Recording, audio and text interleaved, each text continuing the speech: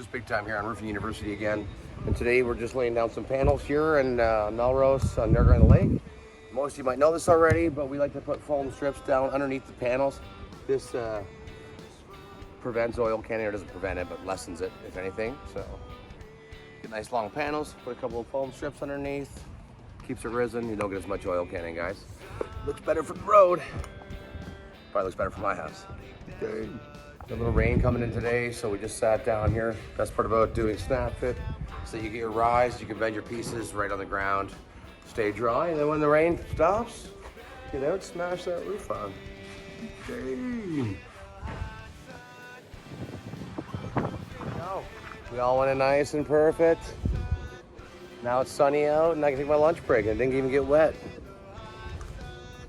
Game.